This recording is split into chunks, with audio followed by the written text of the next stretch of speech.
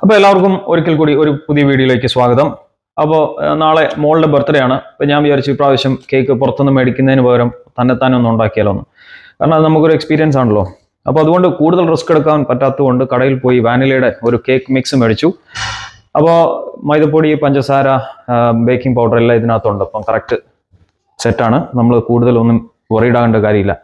അതുപോലെ ഇതിൻ്റെ പുറകിൽ ഇൻസ്ട്രക്ഷൻ കൊടുത്തിട്ടുണ്ട്. അത് പ്രകാരം 3 മുട്ട, 90 ml ഓയിൽ, 150 ml പാല്, ഇതെല്ലാം മിക്സ് ചെയ്യുന്നു. പ്രീ ഹീറ്റഡ് ആയിട്ടുള്ള ഓവനകത്ത് വെക്കുന്നു. ഇപ്പം ഇതിൻ്റെ മൊത്തം പ്രോസസ്സ് 3/4 മണിക്കൂറേ ഉള്ളൂ. അപ്പോൾ നമുക്ക് ഒന്ന് സെറ്റ് ചെയ്തെടുക്കാം. നമുക്ക് ആദ്യം 3 മുട്ട പൊട്ടിച്ചിട്ട് കൊടുക്കാം. അതിനുശേഷം നമുക്ക് ഒരു ബീറ്റർ വെച്ചിട്ട് നമുക്ക് മുട്ട നന്നായിട്ട് ബീറ്റ് ചെയ്തെടുക്കാം. ഇപ്പം മുട്ട നന്നായിട്ട് അടിച്ച് ഇനിയിപ്പോൾ അതിനകത്തേക്ക് 90 ml വെജിറ്റബിൾ ഓയിൽ ചേർത്തിട്ട് വീണ്ടും നമുക്ക് ഒന്ന് ബീറ്റ് ചെയ്യാം. അപ്പോൾ എണ്ണയും മുട്ടയൊക്കെ നന്നായിട്ട് അടിച്ചു. ഇനിയിപ്പം 180 ml പാലോ വെള്ളമോ എന്നാണ് പറഞ്ഞിരിക്കുന്നത്. ഞാനിവിടെ പാലെടുക്കുകയാണ്. അതിനുശേഷം അതൊന്ന് നന്നായിട്ട് ബീറ്റ് ചെയ്ത് കൊടുക്കാം. ഇനിയിപ്പം ഈ കേക്ക് മിക്സ് കുറേശ്ശെ ചേർത്ത് മിക്സ് ചെയ്ത് കൊടുക്കാം.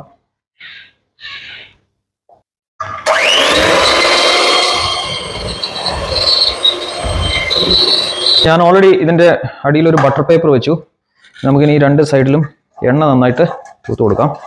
അല്ലെങ്കിൽ ഇത് കുക്ക് ചെയ്ത് കഴിയുമ്പോൾ ചിലപ്പോൾ വിട്ട് കിട്ടാൻ ബുദ്ധിമുട്ടായിരിക്കും. അപ്പോൾ നമ്മുടെ ബാറ്റർ ഇതുകൊണ്ട് നല്ല അടിപൊളിയായിട്ട് കട്ടയൊന്നും കിട്ടിയിട്ടില്ല. ഇനിയിപ്പോൾ ഇതിനകത്തേക്ക് ഞാൻ ഒഴിച്ചു കൊടുക്കാം.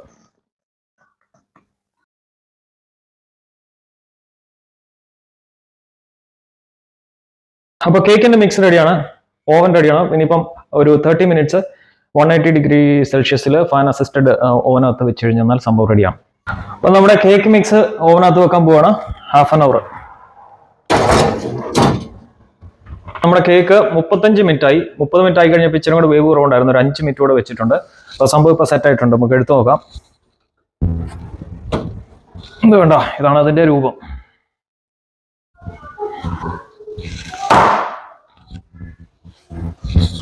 അപ്പം നമ്മൾ ഇനി ഇതൊന്ന് തണുക്കാൻ വെക്കണം, ഫ്രിഡ്ജിൽ വെക്കണം. അത് നന്നായിട്ട് തണുത്തതിന് ശേഷമാണ് ബാക്കി ക്രീമും മറ്റു സാധനങ്ങളൊക്കെ ചേർത്ത് ഇതൊരു ബർത്ത്ഡേ കേക്കിൻ്റെ പരുവത്തിലേക്ക് മാറുന്നത്. നമുക്കൊന്ന് വെയിറ്റ് ചെയ്യാൻ തണുക്കാൻ. അപ്പം നമ്മൾ കേക്കെല്ലാം ബേക്ക് ചെയ്തെടുത്തിട്ട് ഇത് 2ആയിട്ട് മുറിച്ചിട്ടുണ്ട്. ഞാൻ ആദ്യം ഉണ്ടാക്കിയ കേക്ക് പോലെ ഒന്നും കൂടെ ഉണ്ടാക്കി, കാരണം നമുക്ക് ലെയേഴ്സ് കൂടുതൽ വേണം. അതുകൊണ്ട് അതിനുശേഷം ഇതുപോലെ ഷുഗർ സിറപ്പ് ഇതിൻ്റെ മേലെ തൂത്ത് കൊടുക്കുക. അപ്പം കുറച്ചും കൂടെ നല്ല സോഫ്റ്റ് ആയിട്ടും അതുപോലെ തന്നെ നല്ല സോക്കി ആയിട്ട് നമുക്കിത് കിട്ടും.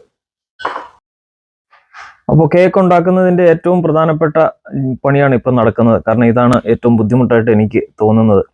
നമ്മൾ ലെയർ ആയിട്ട് കേക്ക് സെറ്റ് ചെയ്യാൻ പോവാണ്. അപ്പോൾ ആദ്യം കേക്കിൻ്റെ ആ ബേസിനകത്ത് അല്പം ക്രീം, അത് കേക്ക് അങ്ങോട്ടും ഇങ്ങോട്ടും മാറിപ്പോകാതിരിക്കാൻ, അതുപോലെ മുറിച്ച് വെച്ചിരിക്കുന്ന ഒരു കേക്കിൻ്റെ പീസ് ഇതുപോലെ മോളി വെക്കുക.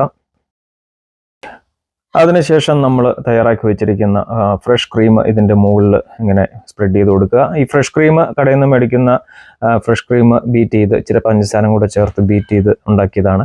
അത് ഇതിൻ്റെ മേലെ ഇതുപോലെ സ്പ്രെഡ് ചെയ്ത് കൊടുക്കുക. അതിനുശേഷം നമ്മൾ തയ്യാറാക്കി വെച്ചിരിക്കുന്ന ഫ്രൂട്ട്സ് ഇതുപോലെ ഇട്ട് കൊടുക്കുക. നമ്മളിന്നിവിടെ ഉണ്ടാക്കുന്ന ഒരു ഫ്രൂട്ട് കേക്കാണ്. അപ്പോൾ അതിനകത്ത് ചേർത്തിരിക്കുന്നത് നമ്മുടെ നേന്ത്രപ്പഴം, പൈനാപ്പിൾ, മുന്തിരിങ്ങ, plum, apple, tutti Frooti, pomegranate, ഇത്രയും സാധനങ്ങളാണ് ഇതിനകത്ത് ചേർത്തിരിക്കുന്നത്. അത് നന്നായിട്ട് ചെറുതായിട്ട് മുറിച്ച് ഷുഗർ സിറപ്പിനകത്ത് ഇട്ട് ഇന്നലെ ഫ്രിഡ്ജ് വെച്ചിരുന്നതാണ്. നിങ്ങൾക്ക് ഇഷ്ടമുള്ള ഫ്രൂട്ട്സ് ഒക്കെ ഇതിനകത്ത് ഉപയോഗിക്കാവുന്നതാണ്.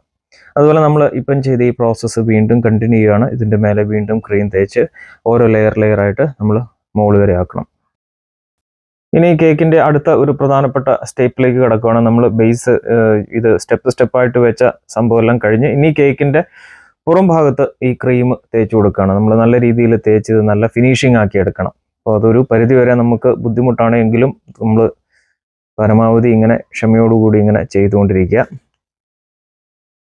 അപ്പോൾ ഒരു 10-15 മിനിറ്റ് നേരത്തെ ശ്രമത്തിന് ശേഷം നമ്മുടെ കേക്ക് ഏകദേശം റെഡിയായി. ഇനിയിപ്പം നമുക്ക് ഇതിൻ്റെ മേലെ ഡെക്കറേഷൻ ചെയ്യാൻ വേണ്ടിയിട്ട് മെൽറ്റാക്കി വെച്ചിരിക്കുന്ന ചോക്ലേറ്റിൻ്റെ സിറപ്പ് നമുക്ക് ഒഴിച്ചു കൊടുക്കാം. ഇപ്പോൾ ഈ ചോക്ലേറ്റിൻ്റെ സിറപ്പ് ഈ മുകളിൽ ഒഴിച്ചു കൊടുക്കുമ്പോൾ ആ സൈഡിൽ കൂടി ഇങ്ങനെ ഒഴുകി വരുന്ന ആ ഒരു ഡിസൈൻ നല്ലതാണ് എന്നെനിക്ക് തോന്നി. അപ്പോൾ അതുകൊണ്ടാണ് ഞാനിത് ചെയ്യുന്നത്.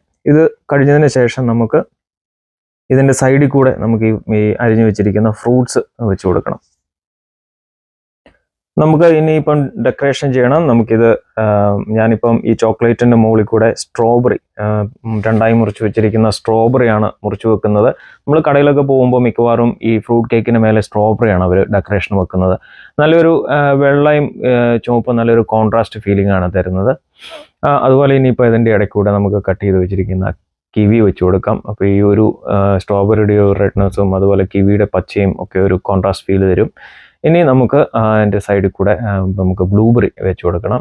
ബ്ലൂബെറി മുഴുവൻ വെച്ചതിന് ശേഷം നമ്മൾ കട്ട് ചെയ്ത് വെച്ചിരിക്കുന്ന പ്ലം വെച്ചു. കാലം നമ്മുടെ കേക്ക് ഇവിടെ റെഡി ആയിട്ടുണ്ട്. സംഭവം എന്ന് വേണേൽ പറയാം. അല്ല അത്ര പെർഫെക്റ്റ് ഒന്നുമല്ല. ഇതിൻ്റെ ഷേപ്പൊക്കെ ഉണ്ടോ കറക്റ്റ് ഇങ്ങനെ നേരെ വരുന്നതിന് ഒരു ഇച്ചിരി ഇതായിപ്പോയി. നമ്മൾ ആദ്യമായിട്ട് ചെയ്യുമ്പോൾ അങ്ങനെയുള്ള ചില പ്രശ്നങ്ങളൊക്കെ ഉണ്ടല്ലോ. ഇപ്പോൾ കൊച്ചിൻ്റെ 3ാമത്തെ ബർത്ത്ഡേയുടെ 3 ഒരു ഹാപ്പി ബർത്ത്ഡേ കേക്ക്. അപ്പോൾ അങ്ങനെ നമ്മുടെ ബർത്ത്ഡേ കേക്ക് റെഡിയായി.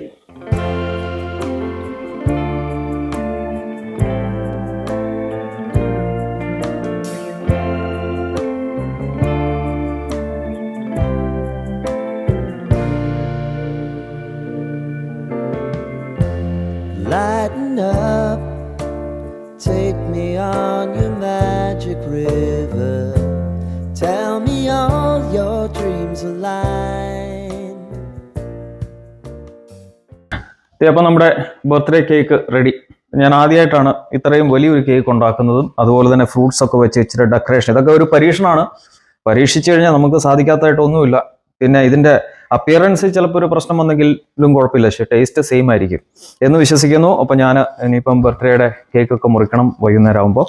ഇതിനി ഒന്ന് ഫ്രിഡ്ജിൽ ഒന്ന് സെറ്റാകാൻ വേണ്ടി വെക്കുക, ഒന്ന് തണുപ്പിക്കാൻ. ഓക്കെ, അപ്പോഴത്തേനും ഈ ക്രീമും ബാക്കിയെല്ലാം നല്ല സെറ്റായിട്ടിരിക്കും. അപ്പോൾ നിങ്ങൾക്ക് ഈ വീഡിയോ ഇഷ്ടപ്പെട്ടെങ്കിൽ തീർച്ചയായിട്ടും ലൈക്ക് ചെയ്യുക, ഷെയർ ചെയ്യുക, ചാനൽ സബ്സ്ക്രൈബ് ചെയ്യുക. മറ്റൊരു നല്ല വീഡിയോ ആയിട്ട് കാണുന്നവരെ എല്ലാവർക്കും bye bye. Crying on my pillow, rain